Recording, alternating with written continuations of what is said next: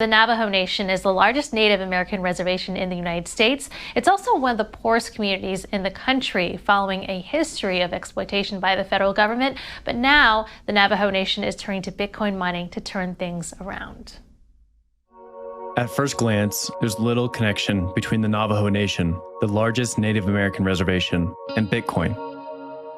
But a quick look at the numbers show how the current financial system hasn't played in the Navajos' favor, something Bitcoin attempts to solve for everyone.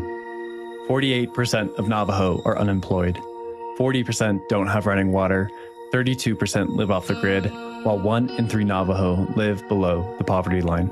We're considered like an energy colony. We're naturally resource rich, but the people still don't really benefit from that. Other people have benefited. Huge supplies of untapped energy live under the desert rock.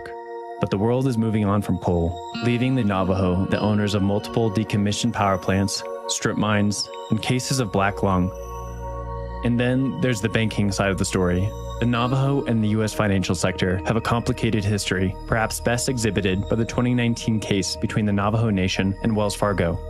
Here, the Navajo sued and won against the banking giant for predatory practices committed against its Navajo clients. They're always trying to exploit the people out of their money. And sometimes I think like, okay, these are business opportunities, but it's also perpetuating like this poverty in our communities. We're a nation working with the nation of United States, but they will not recognize that sovereign to sovereign agreement when it comes to US currency, so they want complete control. All right, that was a report from Compass Mining editorial director and co-host of CoinDesk's The Hash, Will Foxley, who joins me now. He went down to investigate there. All right, hello, Will. Thanks for what an excellent report. So you guys went down to Navajo Nation, which is over 17,000 acres of land over portions of Arizona, Utah, and New Mexico. They're building Bitcoin data centers. How did you hear about it first, and what inspired you to go down there in the first place? Yeah, there's actually a decent amount of mining activity on Indian reservations, but most people are just unaware of it. Most people are unaware of Bitcoin mining in general, but a lot of cities around the US already have Bitcoin mines in their location. The reason I went down there is because this story spoke to me on a personal level. I'm from Colorado. I remember driving down to the Navajo Nation, driving through it to California growing up to visit family. And I remember just being struck as a little kid by the poverty and the lack of opportunity a lot of people down there had.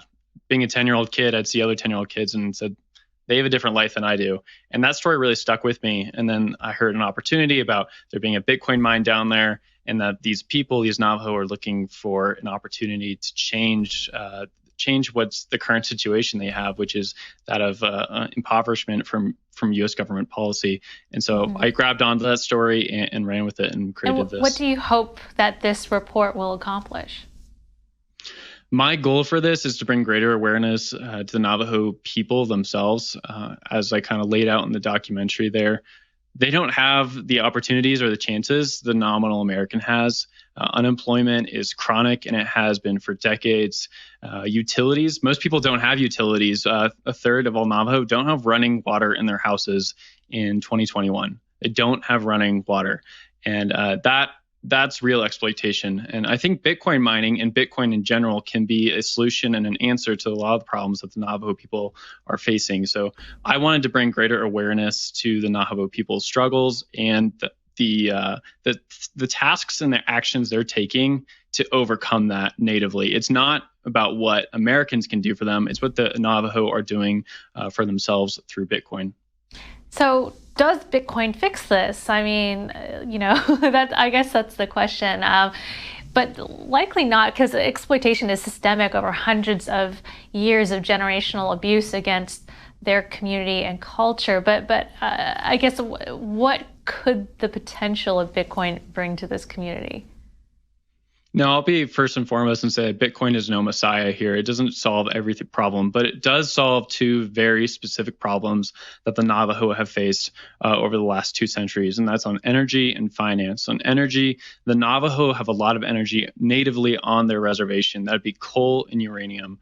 Los Angeles, Phoenix, Santa Fe, Las Vegas, all of those cities were powered by coal from Navajo Nation over the last 100 years. It was extracted from the nation, brought up, mined, sent to these big cities. And those cities have lights powered because of Navajo coal. All the while, a third of all Navajo don't have electricity running in their houses. On the finance side, same story. Navajo people can't invest in a bank. They can't operate with a lot of the financial institutions that a lot of Americans take for granted just because of how the system is set up between the US government and the Navajo government. What Bitcoin does is it steps in and says, hey, you can use that energy on your reservation for something that's profitable. And it also brings exposure to a new banking system with Bitcoin. The Navajo people are going to see a physical Bitcoin presence on their reservation, whereas before, there's not that many banking entities on Navajo Nation, and the Navajo people remain a very unbanked people.